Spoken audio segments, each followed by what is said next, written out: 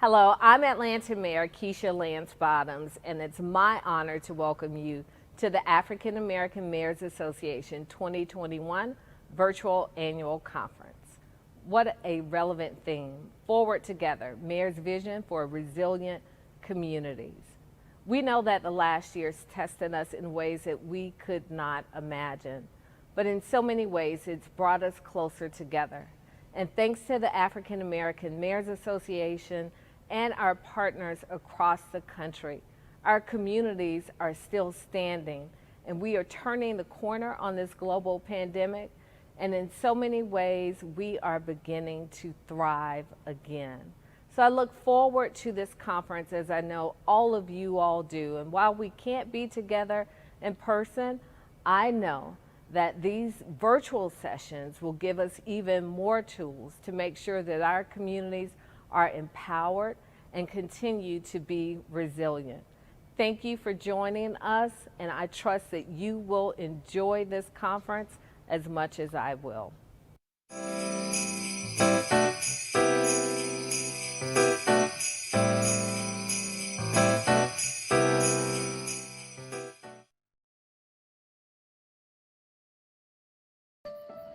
"2020 showed us what mattered most: connection to the people, places, and traditions we love. But for the almost 17 million kids who suddenly weren't able to connect, it also showed how much work needs to be done. That's why AT&T is helping to make sure students have access to the high-speed internet they need to learn. It's part of our $125 billion investment to connect America. Join AT&T, and together we can help connect students to brighter futures."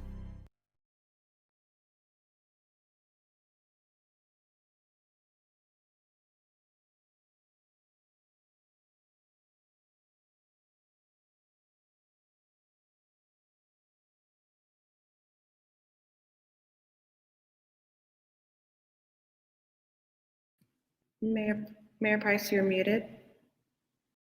Thank you.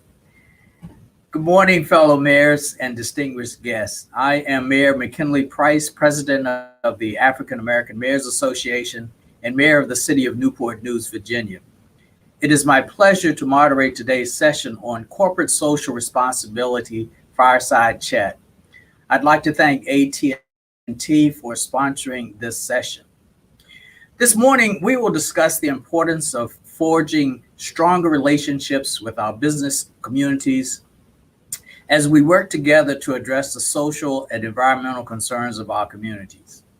I'd like to welcome to the virtual stage Mayor Shawyn Patterson Howard of Mt.Vernon, New York, and Mylayna Albright, AT&T's Assistant Vice President of Corporate Social Responsibility. Good morning, people.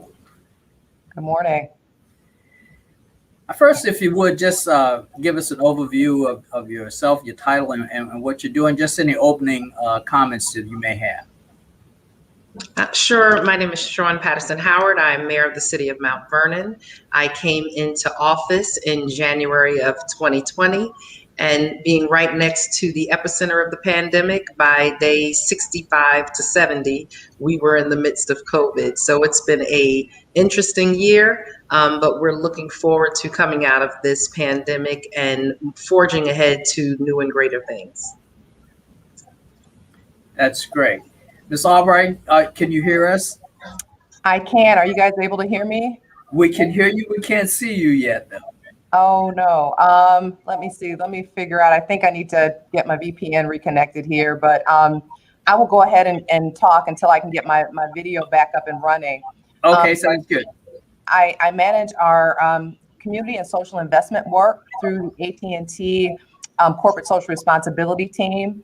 And with that work, my team is responsible for all of our work related to education initiatives to help make sure that underrepresented and underserved youth are served, to make sure that not only are they able to get a good education, graduate school, but also that we're able to provide philanthropy that allows them to get training that they need, to get workforce development, to get into good jobs. So it is a pleasure to be here today. Well, thank you. And while you're working on your technology, I'm going to ask Mayor Patterson Howard, for your perspective as mayor, can you share examples on how the concept of corporate social responsibility has played a major role in the delivery of services and opportunities at Mount Vernon?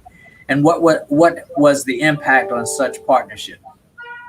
So, being a smaller town, Mount Vernon traditionally has not had a lot of partnerships with major corporations. But I've worked in not-for-profit for the past 25 years and have had a lot of experience with corporate social responsibility. So we really started some new things this year in working with Verizon, in working with DoorDash, and working with our local banks to address especially hunger in our community. COVID really just exposed the deep fault lines that we already knew existed. But when COVID came and people were home and we saw how many children were no longer in school and not being fed and they were home with their families, hunger became a big issue. And so whether it was Verizon or MGM or DoorDash or some of our local banks, they definitely came out to work with us as a government and our not-for-profit agencies to deliver hundreds of thousands of home-delivered meals, as well as to deliver millions of pounds of food through community food banks and food distributions. Hunger became a tremendous issue, as well as ensuring that our children who were home had access to the internet so that they could study from home and that their education would not be interrupted. I think hunger and ensuring that children had access to the internet and had the equipment to do online education were the first two areas that we really partnered with our local corporations around. Great, thank you. And Ms. Albright, we can see you now. It's great seeing you. It can't be said enough that this past year has been unprecedented. How did AT&T and specifically your organization approach a response to the global pandemic through CSR and philanthropy?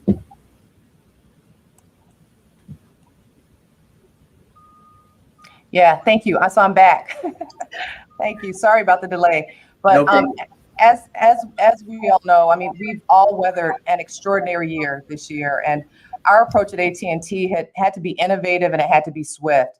So when schools and businesses started closing, I mean, who knew that it would be every school and every business across the country at the same time? We knew we had to be there for our employees, for our customer, investing in education for years. So prior to COVID, our focus was mainly on supporting organizations that help to improve high school graduation rates and expanded job readiness opportunities. And this was for young people across the country. But last year, when the pandemic left millions of students displaced from their classrooms and shifting to remote learning, we had to immediately pivot our focus. So my team jumped into action to create the $10 million AT&T Distance Learning and Family Connections Fund. That initiative gave parents, students, and teachers the tools that they needed for at-home learning. The fund also provided resources to maintain meaningful connections and bonding opportunities for those who were isolated from their families and friends. And as many of us know, like that initial period of not being able to go outside, not being able to connect with our relatives was really important. So I'm proud to share that through that fund, we supported more than 60 organizations, and that reached more than 196 million students, parents, and educators with the resources and programming that they needed during that unprecedented time. But as the pandemic and as school closures continued, we continued to see how vital connectivity is to successful learning. Unfortunately, we saw growing educational inequities. So consider these facts. In a recent study by the Alliance for Education, nearly 17 million students nationwide fall into the homework gap because their families lack high-speed access to internet and or they don't have adequate devices at home. So this doesn't allow them to participate in learning outside the classroom. And this problem is disproportionately impacting students of color, students with disabilities, and students who are in under-resourced communities. So the Bellwether Education Partners estimate that approximately 3 million students in the country did not experience any formal education, virtual or in person, since March of 2020. So let that sink in. 3 million students have been missing from the education process. So we felt that we had to jump in, and there was work that corporations like AT&T had to do to partner with nonprofits, with school districts, with government, just to make sure that we were serving that need. So we know that students with high-speed internet access participate in more learning activities when they're away from school. But for our nation's most vulnerable students, the digital divide has really put education in crisis. So building on that Distance Learning and Family Connections Fund, in November, we announced an additional $10 million commitment, launching a new collaboration with the nonprofit Connected Nation. And this will help to get free AT&T internet services and Wi-Fi hotspots into the hands of the students struggling or missing from schools. Through Connected Nation, we're supporting more than 120 organizations and schools across the country that will reach more than 35,000 students with connectivity. This program will most importantly target some of our nation's most vulnerable students. So think about those students who are in foster care, who are English as a second language learners, students with disabilities, or those who are experiencing homelessness. So this will allow them to have a Wi-Fi hotspot and a free data plan that allows them to take that connectivity wherever they have to go. So one of the programs that benefits is the organization Baltimore Symphony Orchestra, and they have an organization called OrkKids. It's a music program designed to create social change and to help nurture promising futures for youth who are in Baltimore neighborhoods. The nonprofit serves more than just students' musical learning needs, though. They step in to assist with challenges that students may have at home, whether it's food insecurity, housing instability, or lack of access to technology. So at the onset of the pandemic, we learned that students couldn't attend their program regularly because they couldn't access a stable internet connection. So through our Connected Nation collaboration, OrkKids was awarded hotspots to allow those students the opportunity to move past their difficult experiences at home and learn to express themselves and flourish through music. Another organization that we're reaching through this work is Cristo Rey Baton Rouge Franciscan High School. This school is a place that approaches education a little bit differently than other schools. The high school not only has a rigorous college prep curriculum, they also have a corporate work study program where students take part in 1 day a week to help offset the cost of their tuition. Well, when classes moved to virtual last March, they were fortunate to be able to provide students with remote learning devices, but they quickly learned that some students had limited or no access to broadband when they went home. So through our program, they're receiving hotspots and free AT&T Wi-Fi service to help students connect with learning and career opportunities. And those are just two of countless examples of how connectivity is so critical to keeping our young people learning and preparing for their best futures. So overall, Mayor Price, this is how we have started to approach the issue.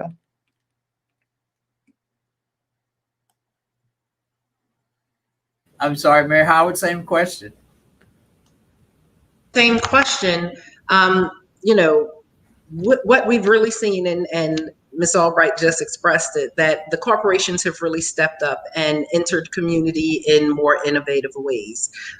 Coming from not-for-profit, we always talked about time, talent, and treasure. And oftentimes people just look for corporations to share their treasure, to write a check. And a check is always good. So we'll never turn away a check. But when corporations are able to use their expertise and step into a community, work with government, work with schools, work with not-for-profit organizations to create innovative responses to real social issues, they're demonstrating that they're a good citizen, they're a good corporate partner. And so whether it, like we said, was the access to broadband and allowing students who had been displaced to be able to connect and ensure that they could do their education through the feeding programs, we partnered with DoorDash. And, DoorDash right now, we were able to take some of our recreation and our Office of the Aging staff. And during the pandemic, they were able to deliver meals. But because the requests for meals more than quadrupled, we now need to bring them back into providing those direct services for our seniors. And so now how are we going to still be able to deliver thousands and thousands of meals a week? And so we reached out to DoorDash, and this is what they do every day. And so they've come together and they're partnering with our Office of the Aging and our Office of the Disabled to ensure that our homebound seniors, as well as those with other abilities, still receive their food without interruption, while our staff pivots back to reopening senior citizen centers and providing day-to-day services.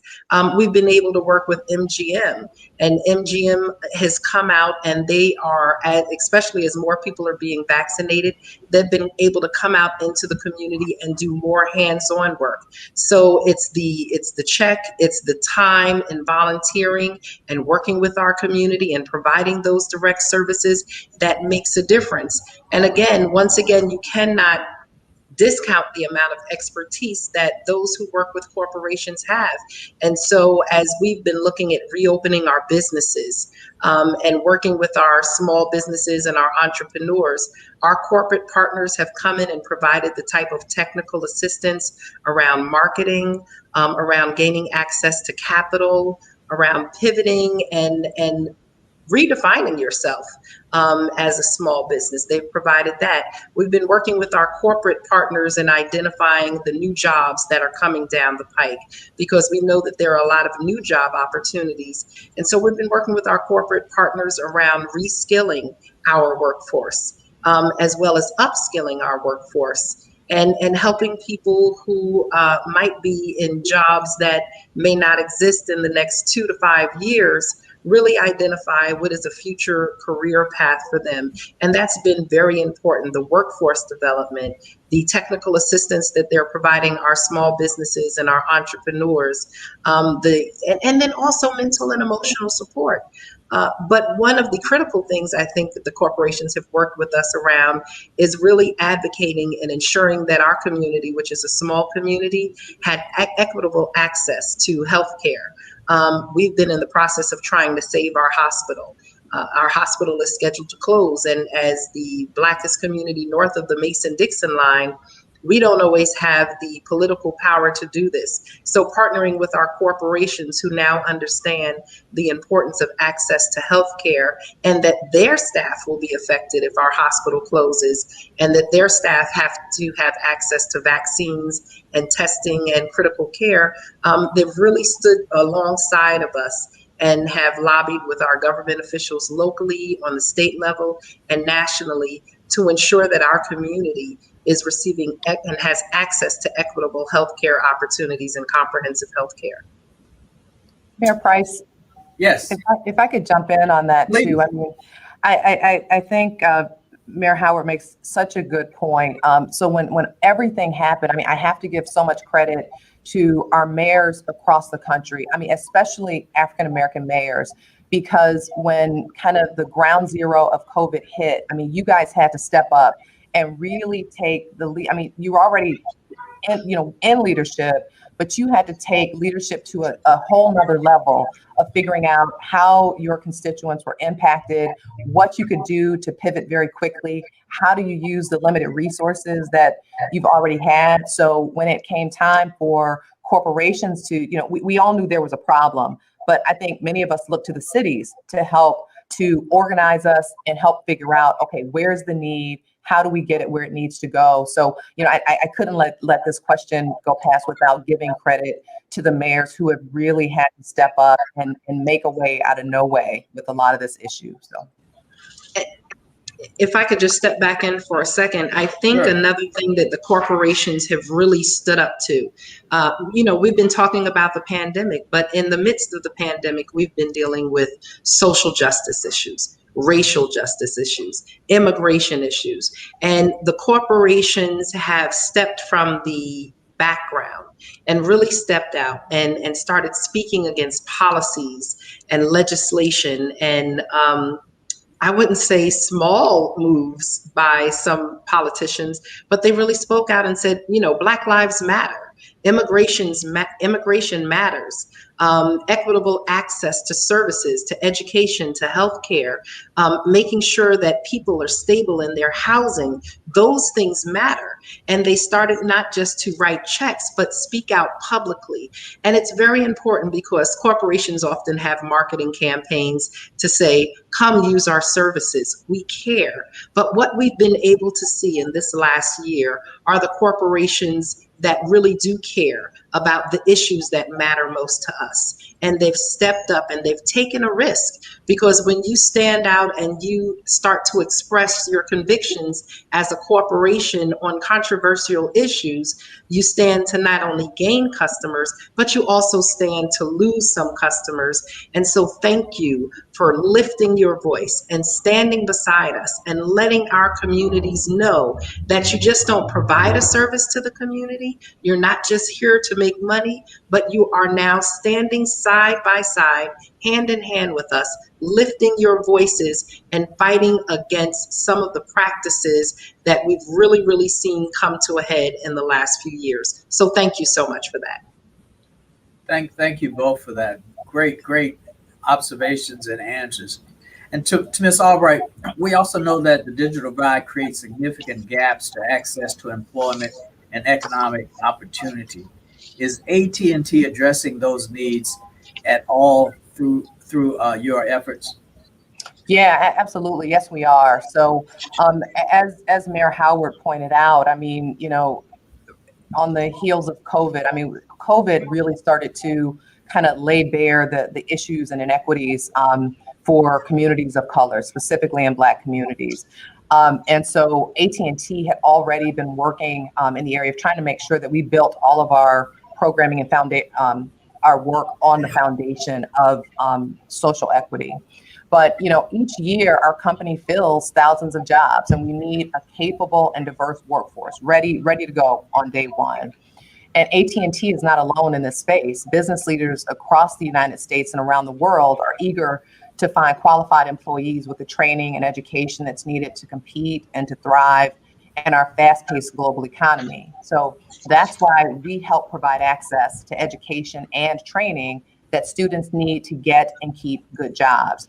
So as a modern media company, we also recognize that skills gaps are not unique to one industry or one area of expertise.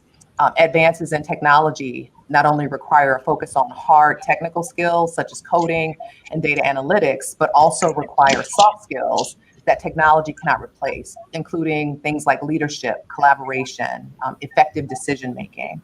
So for that reason, we're investing in programs that address the multidimensional nature of today's skills gaps to prepare people for career success in all the areas where we focus as a company. So think about it as careers in technology, careers in media, careers in telecommunications.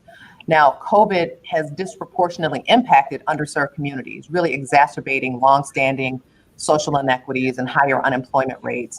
And we remain committed to investing our resources to drive lasting change where we feel it's needed most. So last summer, we identified, we knew that there were issues. We knew that we were already playing in that space, but we really needed to double down.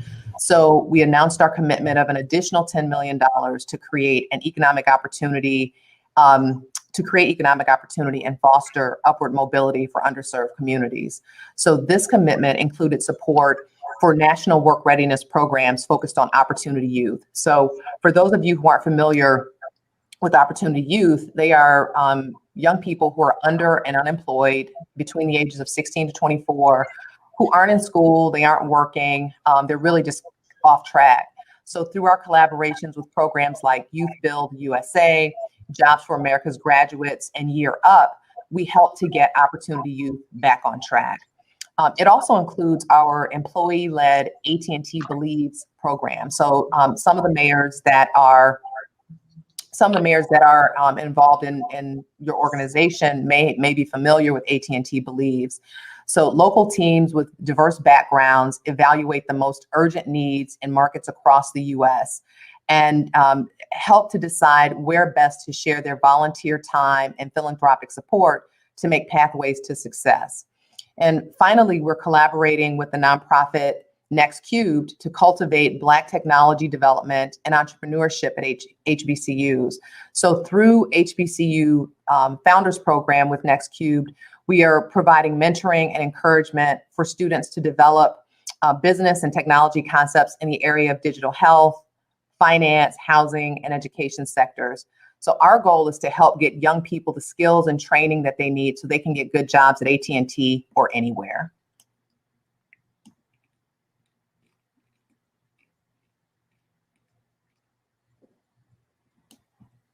Mayor Price, I think you're on mute again. Muted. I'm sorry, I had some noise in the background, so I was I'm on a port city here and something's happening in the port.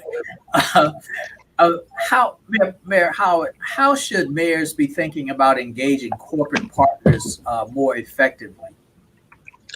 Well, as I stated before, there are so many needs that communities have. And it's not just about the check, but how can we engage them and bring them on to some of our advisory boards within our communities? If you have a business development advisory board, how can we work with our corporations to utilize their expertise? They have accountants, they have marketing people. How can we connect them and start mentorship programs with some of our small businesses as well as our entrepreneurs?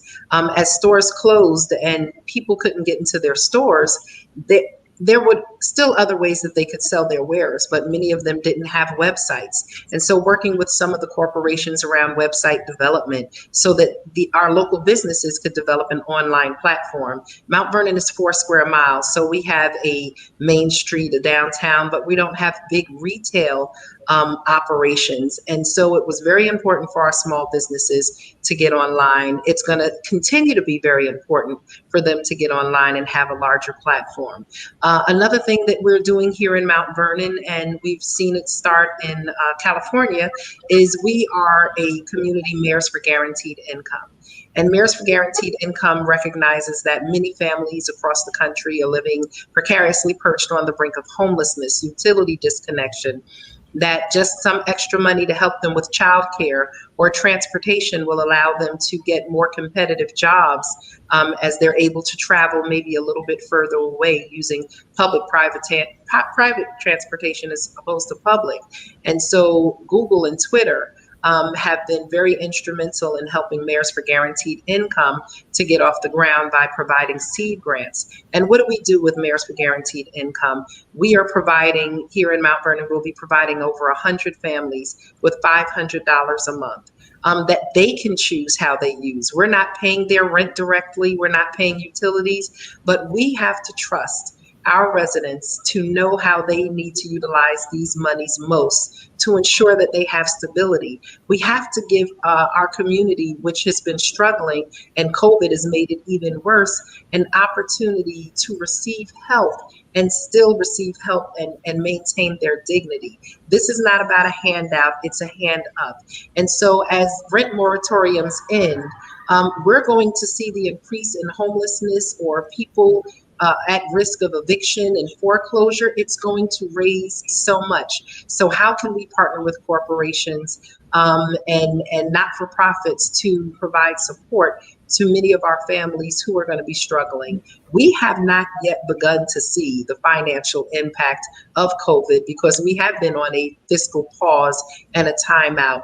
And so once the courts begin to open fully again, and once people can apply for eviction, and banks start moving ahead on foreclosures, it's going to be really, really important that we come together and find ways to solve this issue.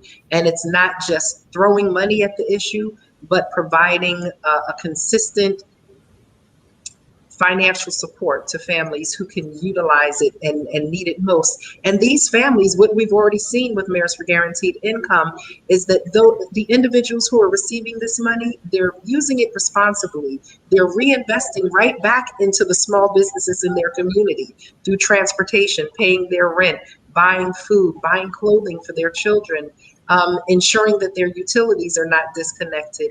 And so stabilization of our economy, stabilization of our community, and working with our families to maintain their dignity and their emotional health, because these are stressful times, are going to be very, very important. So corporations can support that. And again, working with our small businesses to help them remain stable, because they are hiring local and they're reinvesting directly in the community. There are a lot of opportunities for banks to do community reinvestment and for corporations to really innovate with local governments as well as our not-for-profit community to really increase the social supports that are needed by so many of our residents, especially our Black and brown cities. Great. Ms. Albright, just as a backup to the question, what can we, we have a lot of small town mayors in our organization. So what can these small town mayors do, particularly in building relationships with larger corporations like yours?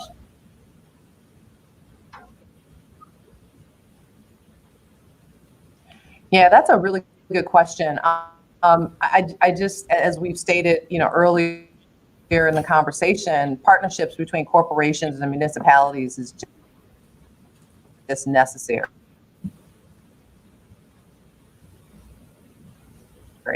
As that companies are engaged in the cities where they live and work. So many leadership at corporations, your CEOs of your local corporations, but it's also important to build relationships with the people who manage community engagement.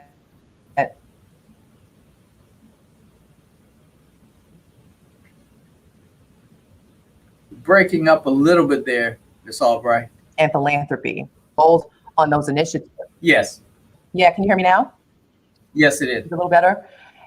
Yeah, so I think that, we just have to be able to work together to collaborate and build initiatives. So when you approach local corporations, I think it's important to not only make sure they understand what the municipality's mission and goals are, who they need to serve, but also understand, what the corporation's missions and goals are as well, and try to use that as a common place to work together. Corporations want to help address issues facing the communities where we are based, and it just takes all of us working together to help move the needle, to make impact, and just make a real difference. I've mentioned our employee-led AT&T Believes program, and I think it's a really good example.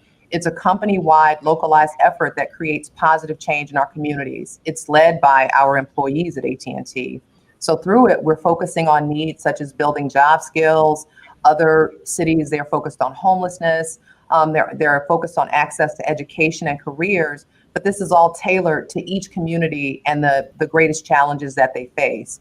So we bring our employees generosity, we support it with company resources, and we join with collaborators, including community organizations and local leaders, to make an even bigger impact on local communities and society at large. So I think you'll find a willingness of most corporations in your cities to be very excited about partnering with you. Great, thank you. And Mayor Patterson Howard, if this rescue package goes forward, do you see any impact on your communities with this as well? Absolutely. We are working with our council and working with our community right now to identify what is going to be the most effective use of the monies that we're receiving through the rescue package.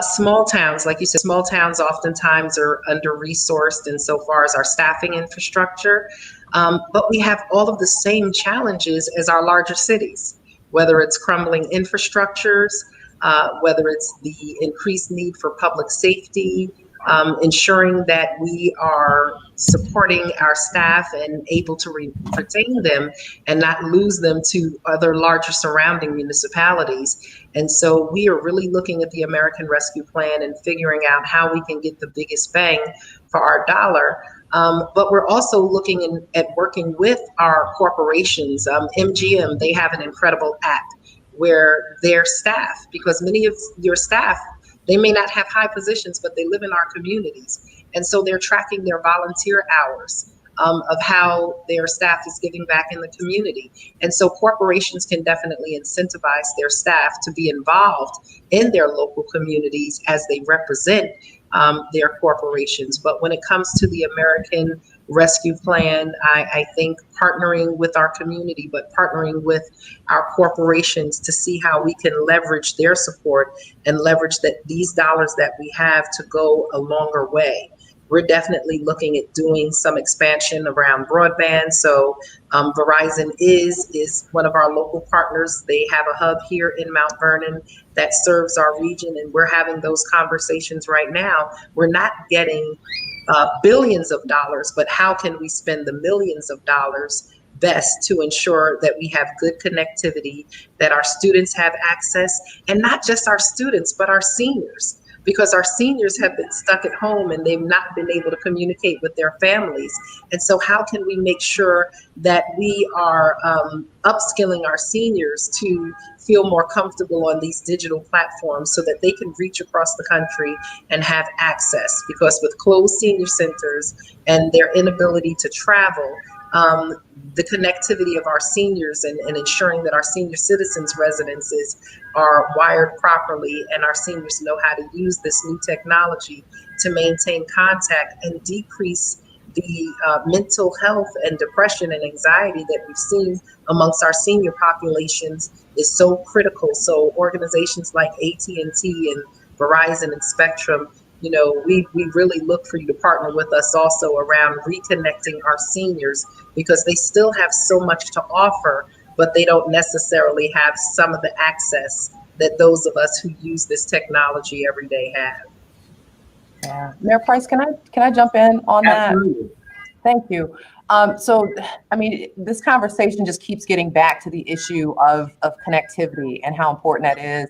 And when we think about the digital divide, I mean, I have to constantly remind people that are in my circle that digital divide and homework gap is not a new problem. People have asked me, well, is this the right move for AT&T to go all in on digital divide and the homework gap? And it's important to remember COVID was not the cause of the digital divide or the homework gap. So once students return to school, once we're all back to work, once we're kind of back to whatever our new normal is, we will have the same problems with certain members of our community not having access and affordability of quality internet. So I would like to talk just a little bit about a program that AT&T announced earlier this month, where we will invest $2 billion over the next 3 years to help address the digital divide. So this renewed commitment to the communities that we serve combines AT&T's low-cost broadband service offerings with community investment.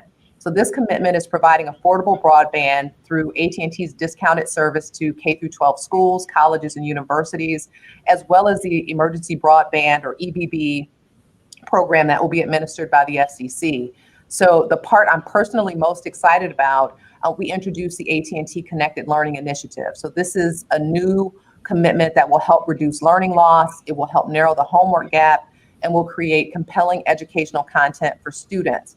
So this initiative will build on our previous investments and longstanding commitment to education to help make sure that we're connecting learners with the skills, resources, and opportunities that they need. This will include a learning platform. So together with our colleagues at Warner Media, we're developing a digital learning platform that will deliver high quality education content and curriculum everywhere today's students learn. So they can access it in the classroom, at home, in the community. It will be available on smartphones, tablets, laptops, and smart TVs. But in addition to curated content from Warner Media's movies and television library, this new platform will include learning tools from leading education partners like Khan Academy that will help students and families navigate the distance learning process and to hopefully improve their students' academic success. So imagine students watching the movie Just Mercy to reinforce lessons about the justice system, or learning about STEM curriculum while watching the movie Wonder Woman. So I think this will be an innovative approach to learning that I don't think exists in quite this way. But we're also going to be collaborating with local organizations to launch a pilot of 20 AT&T Connected Learning Centers in 2021. So these centers will be located in traditionally underserved neighborhoods where residents face barriers to connectivity. And to facilitate digital learning, we'll provide high-speed AT&T fiber internet, Wi-Fi, and ensure that those centers have the resources for devices like laptops and tablets, so to make sure that we're able to kind of cover that gap. So I'm really excited. I could talk about it a lot, but I know we're getting short on time. But I wanted to have a moment to just kind of share that with the group. Well, that sounds absolutely wonderful. Is there anything I didn't ask, or anything, a last comment you want to make, either of you, before we close out? I'll defer to Mayor Howard.